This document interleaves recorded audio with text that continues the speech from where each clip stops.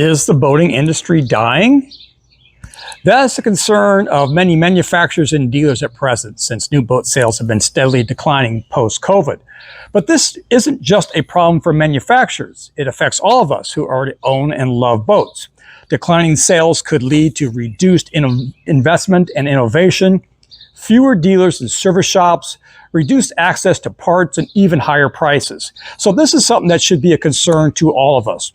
In today's video, I'm going to share with you some hypotheses for why I believe new boat sales are declining. And then I want to hear what you think is responsible based on your experience. But before we get started, be sure to subscribe to my channel if you haven't already. I put out a new video each week with my latest tips and insights as an industry insider and longtime boat owner, so you don't want to miss that. Okay, let's start by taking a look at the problem. This chart is of new motorboat sales in the U.S., courtesy of my friends at InfoLink. And let me preface by saying that I'm only focusing in on new boat sales. While a shift to used boats could partially explain the decline, historically new and used sales have generally trended in the same direction. Now, the green bar represents total unit sales on a 12-month rolling basis from June of 2020 here through May of 2025. And as you can see, sales spiked in that early 2021 period following the COVID pandemic, and has been declining fairly steadily ever since, and is currently at or perhaps slightly below pre-pandemic levels. Now, the blue line represents the year-over-year percentage change, and in May of 2025, yearly new boat sales were down approximately 10% versus the prior year. So if you are in the market for a new boat, this might not be a bad time to buy, as manufacturers and dealers could be sitting on inventory. So now let me share some thoughts on potential factors for why the industry is in decline. As I mentioned, I have been involved in the boating industry for over 3 decades, and so what I'm about to share are things that have been hypothesized as issues or that I've uncovered in my research over the years. Now, I personally don't believe all these things are key factors at present, but I want to give you a fairly comprehensive list and didn't want to bias your thinking. After all, I really want to know what you think are the main contributors to the problem. Now, the first potential factor is a lack of desire. Some people are indoor people and others love the outdoors. In this day and age of cell phones and social media, is it possible that fewer people enjoy outdoor recreation and wanting to spend time on the water? Along these same lines, the demographic composition of our country has shifted in recent decades, and certain minority groups have historically been less inclined to engage in water sports. So could the growth of these groups explain why boating is down?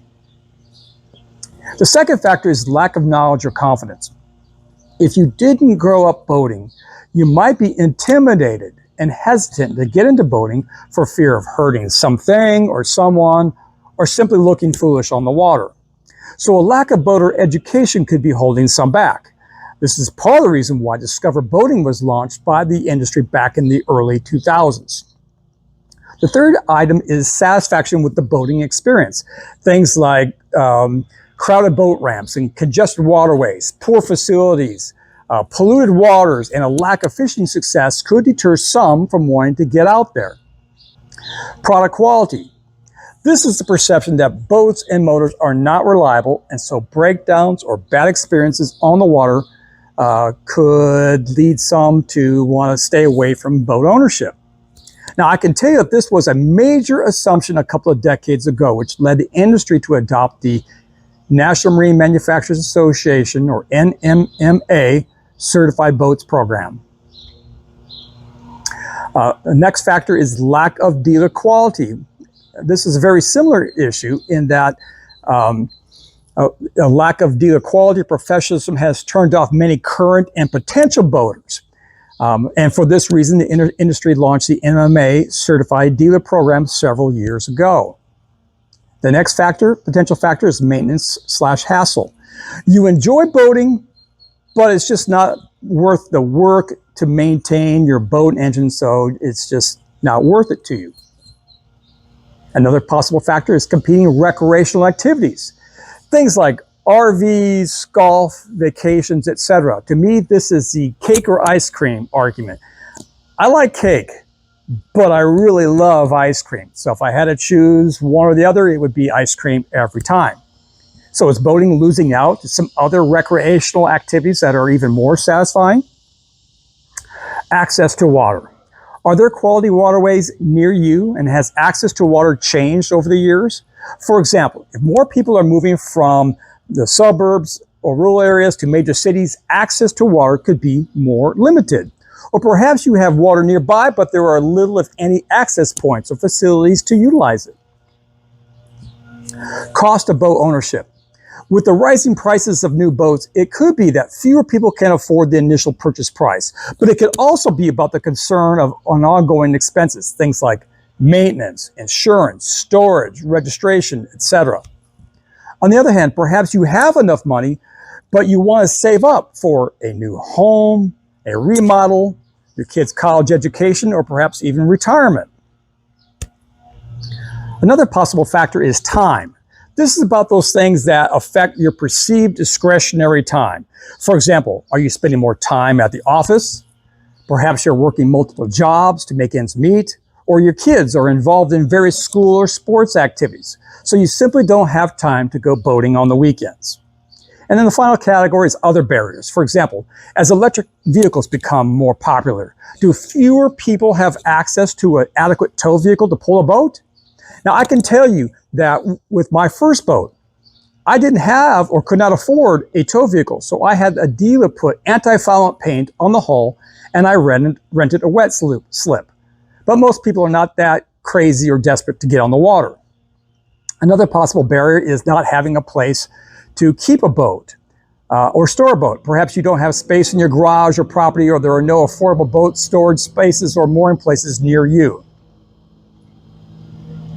So those are some of the more common theories, in my opinion, for why the boating industry is in decline. Of course, there may be some other factors as well.